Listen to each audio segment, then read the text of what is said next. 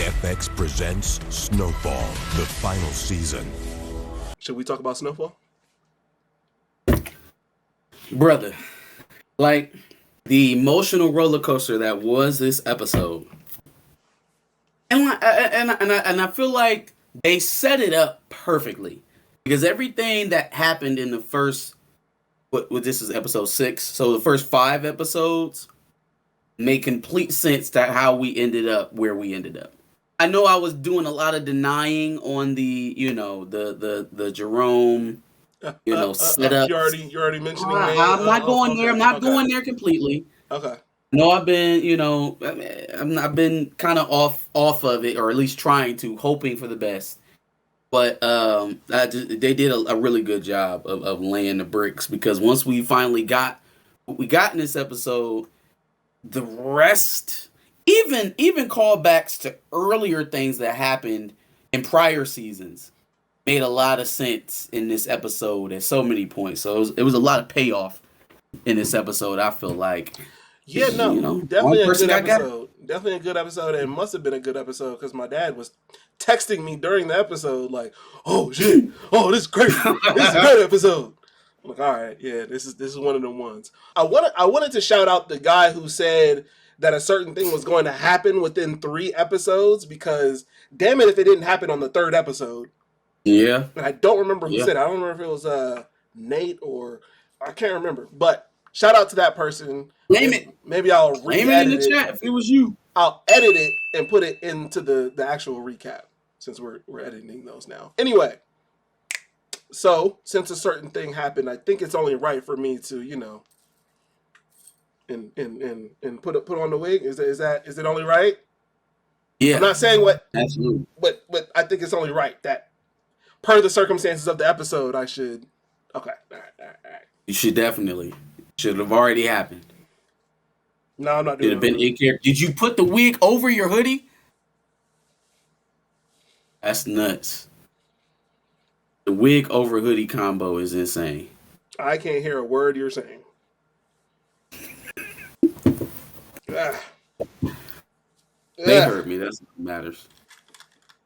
Where's the bitches? Okay, all right. I'm in my mode. I'm in my mood. There we go. Cool. All right. I said the wig over hoodie combo was nuts. That was kind of nuts. I don't know why I tried it. It's actually curling a little bit better, and I'd like to think that because of the circumstances, it has to curl a little bit better. I like it. Anyway, you ready to talk about the episode? Mm-hmm. Yeah. Don't be a hater. Don't hate. This is out of respect. Okay. A respectful person would have went full character and came out from the jump. You know what I'm saying? That's not true. Anyway, Snowfall, Season 6, Episode 6, Concrete Jungle. Teddy made a call out to Julie, his wife, to let her know that there is a threat against her life, and his name is Big Saint. Teddy is in clear denial that he has any feelings about his father dying, and Big Boss wants to make sure that he got his shit together because shit's getting real for everybody. He's trying to tell him gently, do you remember that you don't really work for us? So like you sliding in some sketchy waters right now with all this revenge killing that you got going on. So I just want to make sure that mentally you understand the levity of the situation, because if it goes south, I don't know you. Yeah. I don't know you. You don't work for the CIA anymore. Up on that. Huh? You don't work for the CIA anymore. Yeah, and I think he kind of picks up on that towards the end of the exchange, because he's like, yeah, all right, it'll get done type shit. And then, following the conversations that follow that interaction with his handler kind of give you a tip towards that as well. But it was just very interesting, because I think that's the first time you see Reed like forcefully reject the response he's gotten from his superiors. You know what I mean? Like, to the point of I'm questioning now my place in all of this. It took somebody to gut his daddy for him to understand that, for him to get it. The dad that he has, he doesn't care about at all. it wasn't the whole, funding a drug war in a third world country and then bringing it back to the projects. No, that didn't make it click. But it was when somebody touched him. It was when somebody affected his, his loved ones and his livelihood. He doesn't love him. His life. Huh? He doesn't love him. He doesn't care about his dad. Whatever. It wasn't until he got touched to it that it became real for him. Like, oh, and you're still asking me to work. And you're still, okay, look, I'll get it done, but get out my face. He's starting to become a disgruntled employee. Yeah, for sure. Saint tells V and her scamming ass mama he's going to go check on his mom, Sissy. Her mama thinks it's time for self-preservation after Franklin shows he is unhinged and V should make her move now. She stated that they can move and it can just be the three of them because mama's got an exit plan with passports for everyone. I told you. She was set up. But I wonder, do you think she knows that Teddy killed Franklin's father? No. I didn't get the impression that she knew. No. Because I don't think she would have been that shocked. Veronique was scared because it happened suddenly. I don't think, and the conversation that ensues will tell us, that she was so turned off by what happened that now I need to run away from Franklin. No. At his worst, and when he's at his most emotional state, I can absolutely see him killing Teddy.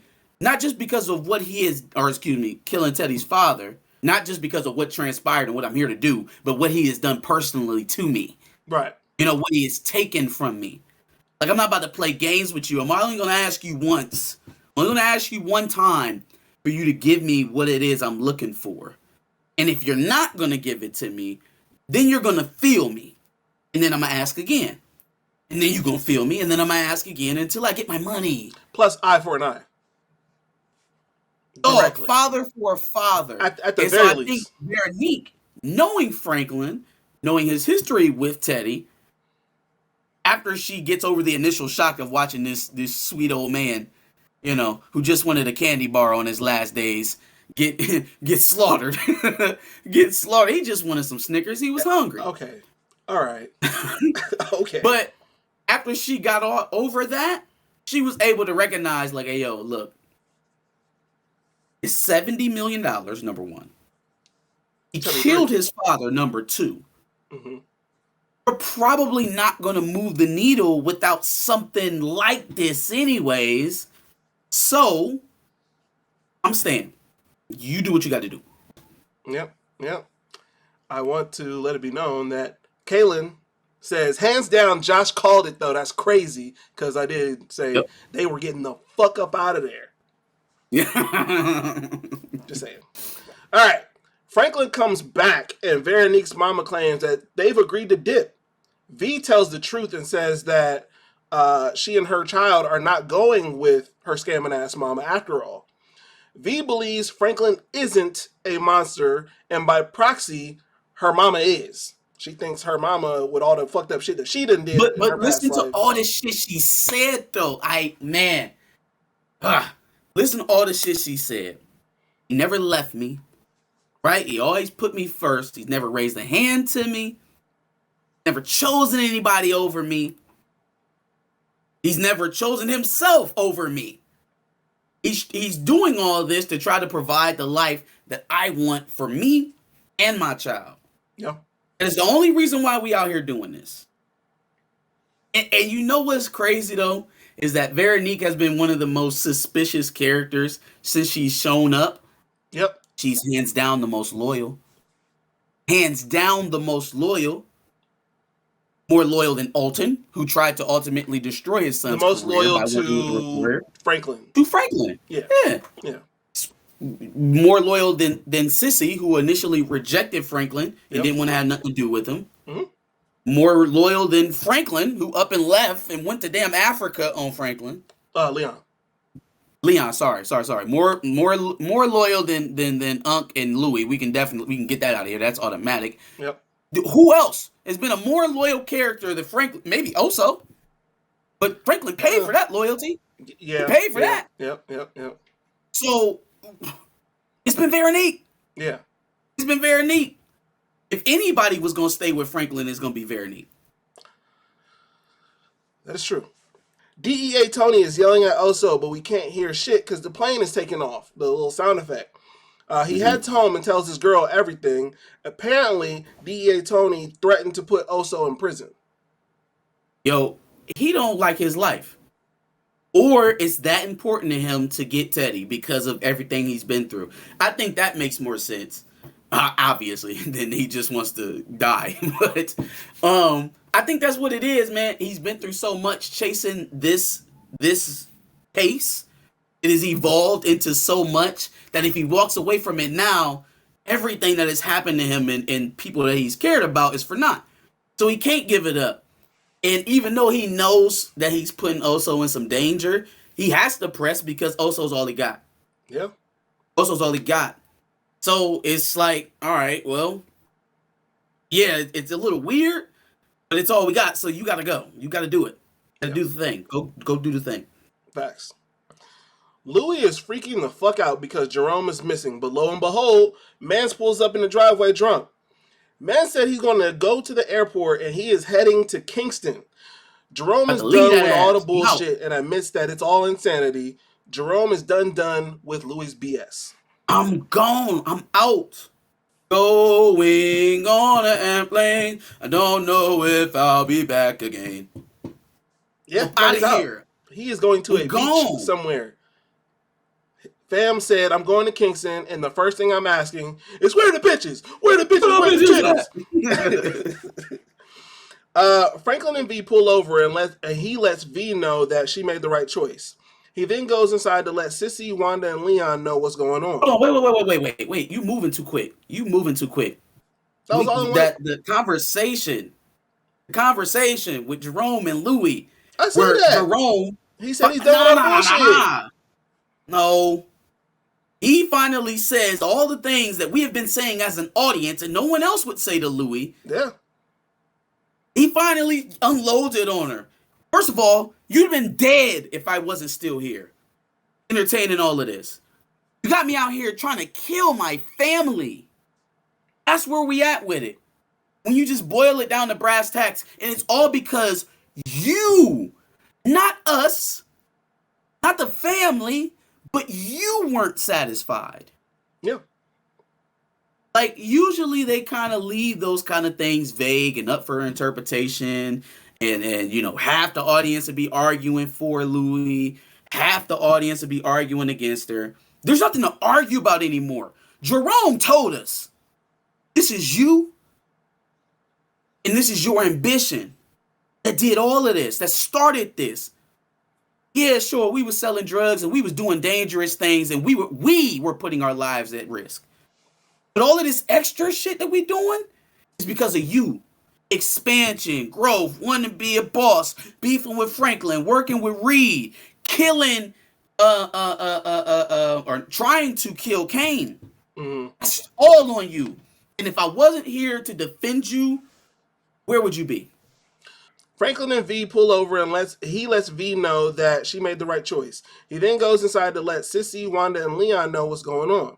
Leon seems to think that he'll be safe in the projects because he's Big Bad Lee again.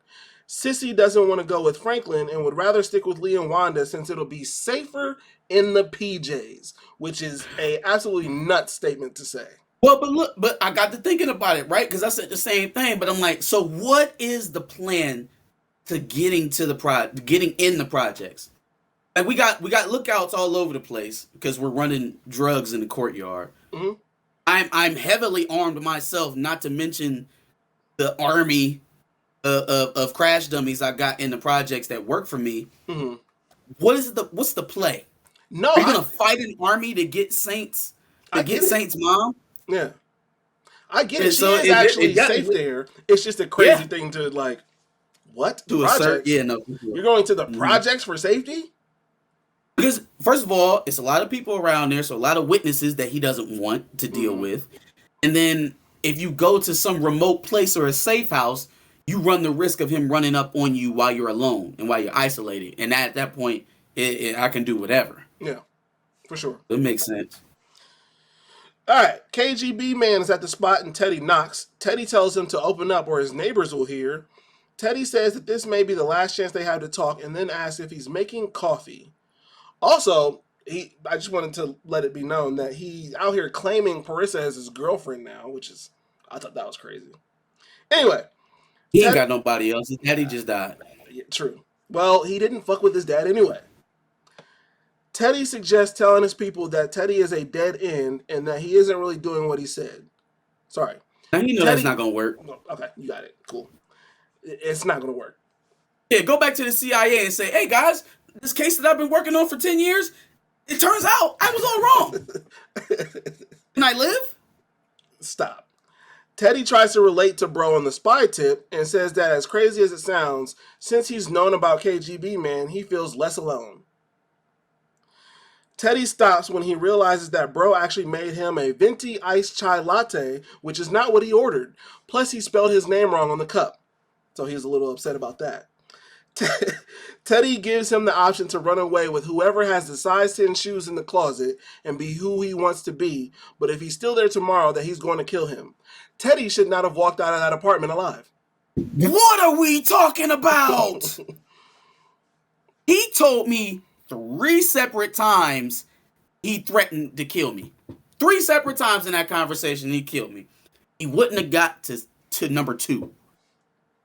You are a trained killer like he's a trained killer. What are we doing? What are we? And you just handed him a drink that you could have put anything in. Now run it back though. I wouldn't have let it go down like this. I would have told him, hey, look, it wasn't nothing I can do. He was going to kill me, so I had to kill him. But here's the logic. His mission is to get Reed caught up by the local police so that this can be a story, so it can be exposed to the American public. He kills Reed. It never gets connected back to him, even if they find the coke. And, before he even makes it home. So, even though... yeah, I'm at risk right now if I let this killer leave, knowing that I can't just run away on my mission. He kind of has to play the game. He has to. If he kills Reed right now, he's as good as dead. Because he will have failed the mission. Yeah, KGB ain't the CIA. Yeah, that's fair. That's fair. Kaylin says, I was laughing hard when he said when Jerome said he was leaving. And then he said, yeah, that's crazy. That's the second time I laughed. I'm assuming because of the Teddy shit. Mm. Yeah. Which, yes, I actually audibly laughed at that as well. I'm like, why the fuck didn't he die? Anyway, Jerome walked out the door and said, if I see you again, I'm going to kill you. Man, you should be dead right now. You should be dead right now. No options. Oh, shit. All right. Jerome speaks with Louie the next day as if Jerome speaks with Louie the next day, as it seems he's walking off, but Louie wants to talk. Louie apologizes because she fucked up their lives. She finally acknowledges that she should have been cool with where they were, but Jerome, being the face of the company, was eating her up so much that she wanted more. Louie claims she needed more time because she made promises to Teddy. She just wants to get her money out of Panama. Jerome says that he'll do the drop with Scully, which, you need more time, bitch. Listen. You end up on a horse later on in no. She deserves everything she got, even losing Jerome. That's why it gives me just the slightest bit of solace that our loss turned into Louie's loss, because she didn't seem like she was losing anything here for a while. Yeah, but she set it all up for herself.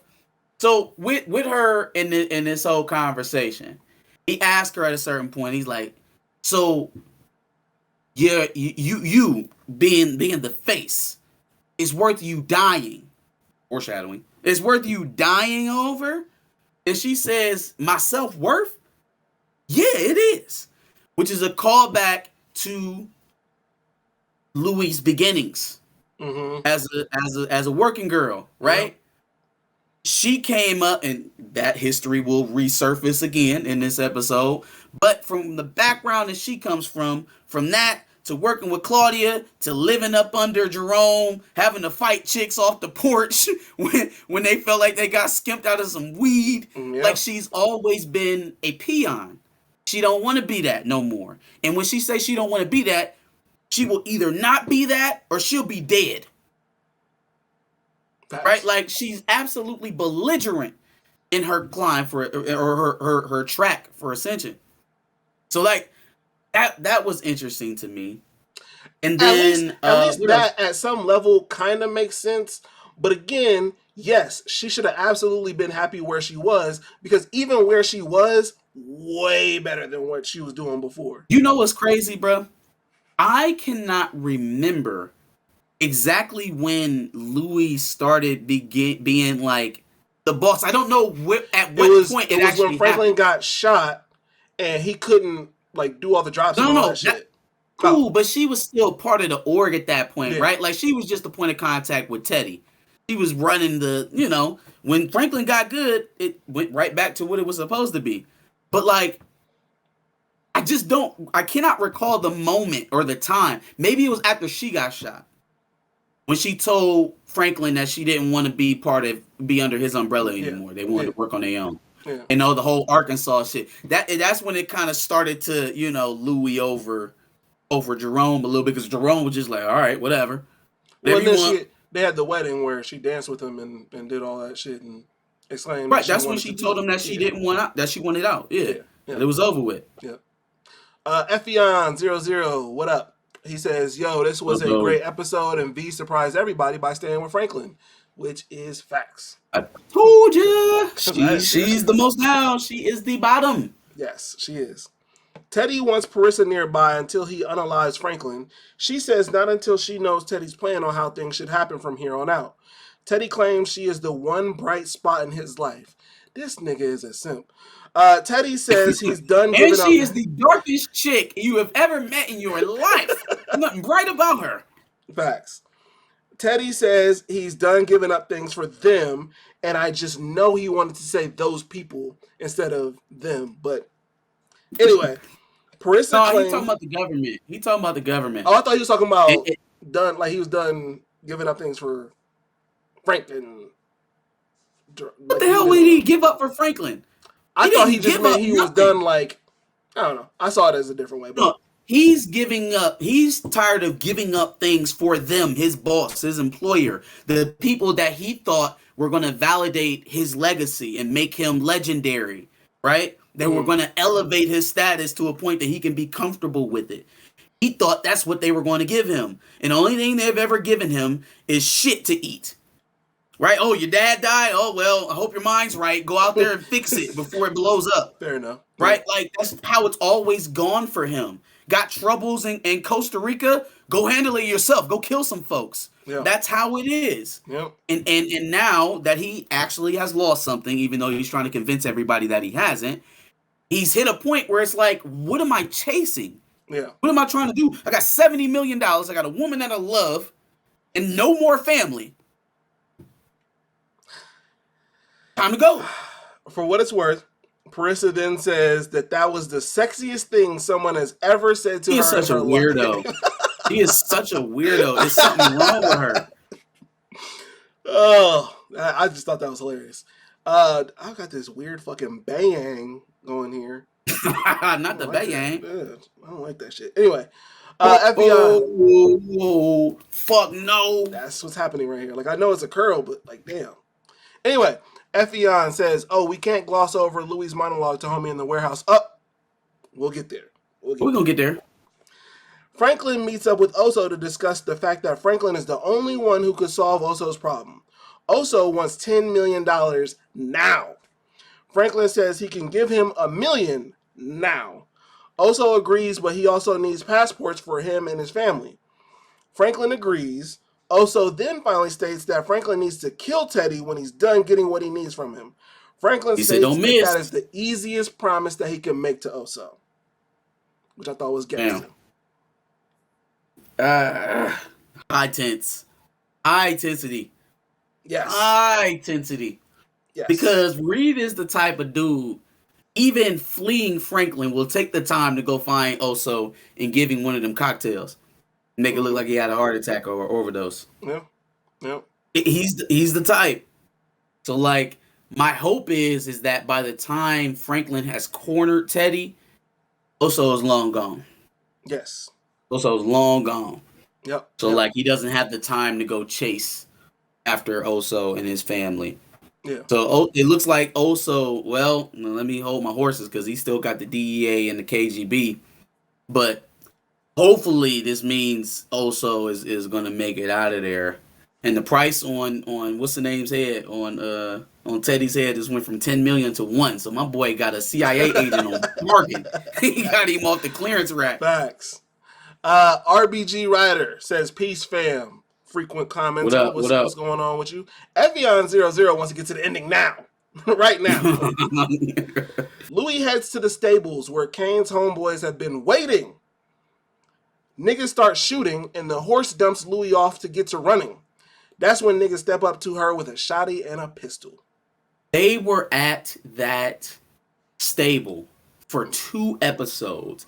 And so in my mind, there was no way they were just going to sit there, wait, and then kidnap her.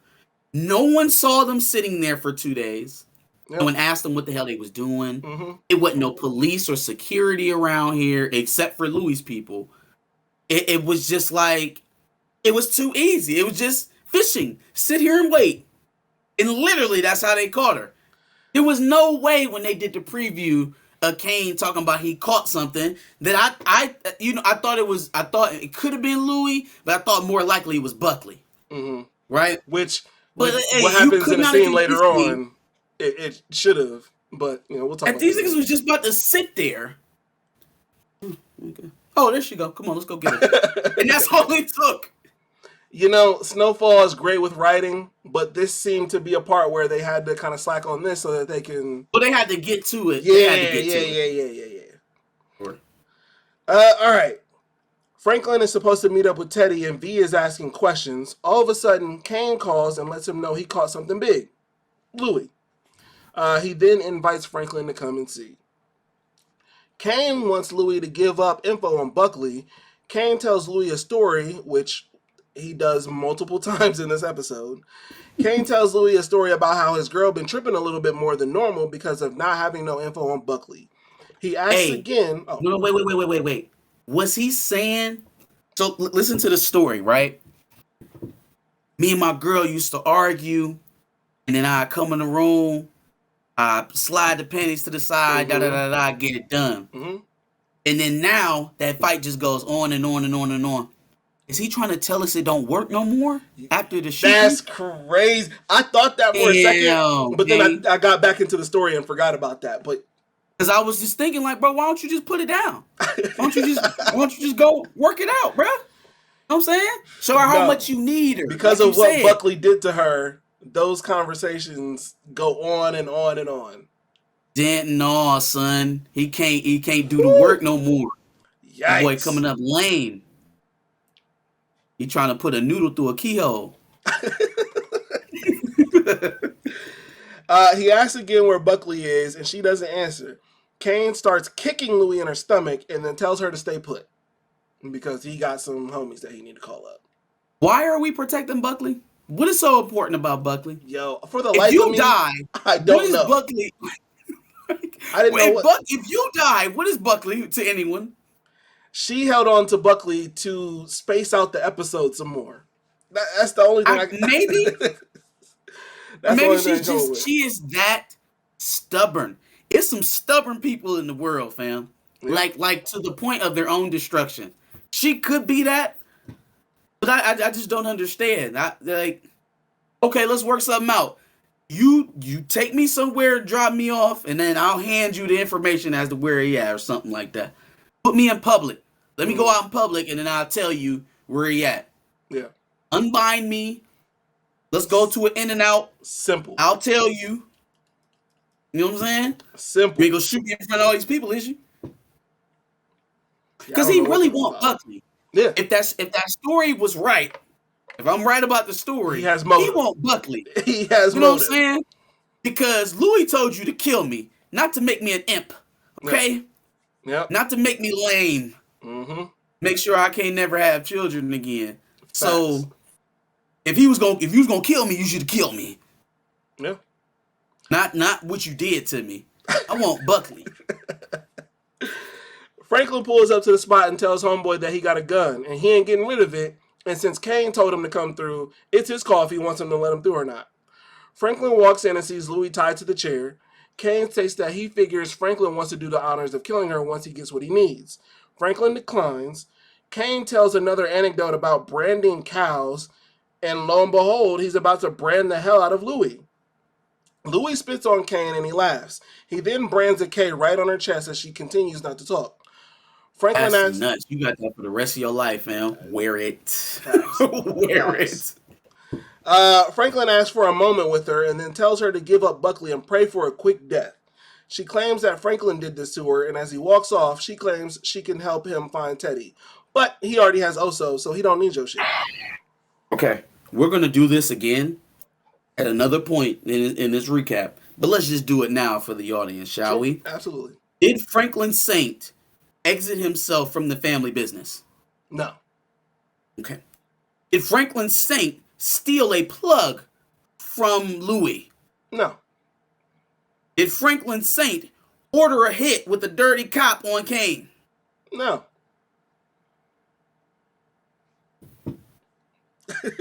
What are we talking about? What are we talking about? I don't know. The only reason why we in this position is that. That's why. Yeah. That's why.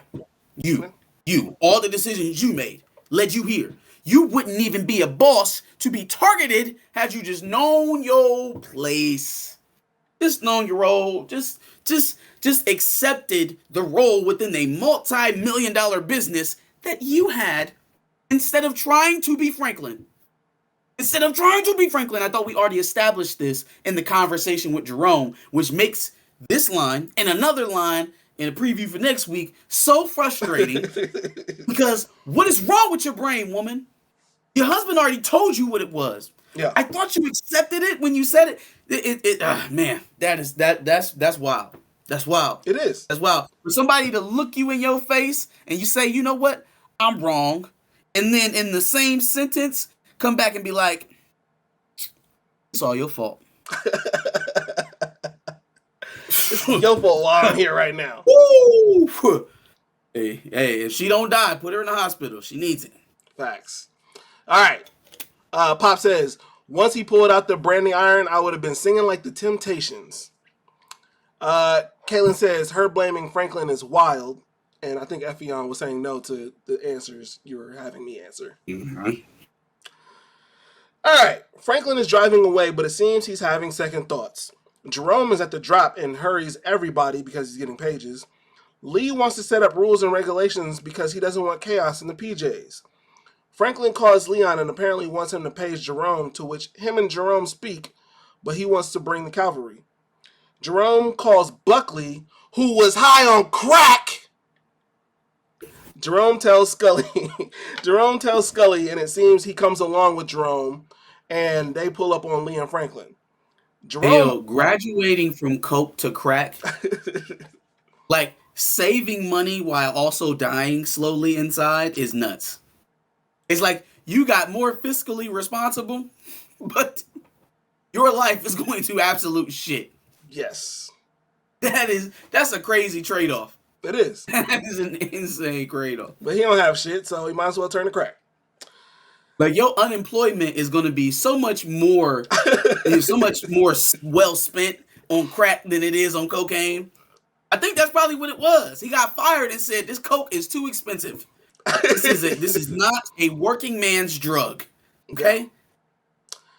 Kaylin says he's taking a good old hit. That was a Blueface hit. That was definitely a big old Blueface hit. Anyway, Jerome upstraps on Franklin, but he talks him down when it comes to Louie.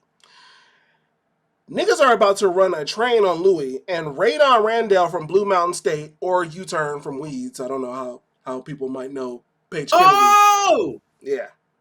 Yo! Okay, I knew I recognized him. Yeah, okay, I watched Weeds.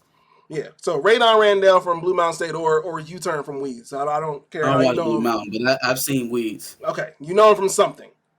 Whilst doing his best, a pimp named Slick. Actually, no, he was doing his worst. A pimp named Slickback impression. I didn't like it. Bro, he was doing Money Mike, pimp named Slickback, Magnificent, great episode. Louie Warrior, he was the low point. Everybody. He was the low point in this one. I wasn't fucking with it. Anyway, he walks in and discusses business. Seems like Kane is about to trade Louie off into some human trafficking. He said, look here, I like you, and I want you.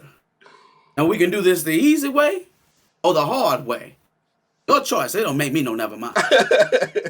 He almost said it just like that. You know what? I think he would be okay if he didn't try the pimp accent. I think that was what took me out of it. I'm like, that ain't it. What I was getting from it was compensation. He's compensating, and then Louie kind of for what she said. Yeah. The voice still wasn't cutting. He was playing a character, which most people around him accept. So he keeps it up because they don't know his background, his supposed background, which he confirms basically. Anyway, Franklin pulls up again, and one of the homeboys at the front desk. I don't know why I wrote front desk. It's not like they have a fucking front desk at Kane's warehouse. Anyway, Franklin pulls up again, and one of the homeboys at the front allows Franklin in. Seems he knows what's about to happen because he gets the fuck up out of there. And he even tries to take his homeboy with him, but his homeboy is a nut-ass freak bull and who thinks he's about to get a turn on Louie. Yeah, I thought that was an interesting little exchange, right? It was like, the one dude was all excited about what was about to happen. He like, hey, yo, way too excited. You know she about to be in there like crying and bleeding. He like, I don't give a fuck. I'm trying to fuck something. He like, shit. I'm trying to fuck something. Like, that man's a demon. I'm glad they switched God, he is a demon. I don't want no part of that time. I think that's why he was so cool with being like, you want to go to the store with me? Oh, no? All right, I'm out. Like, bet. I'm gone. You can stay here. I don't give a shit.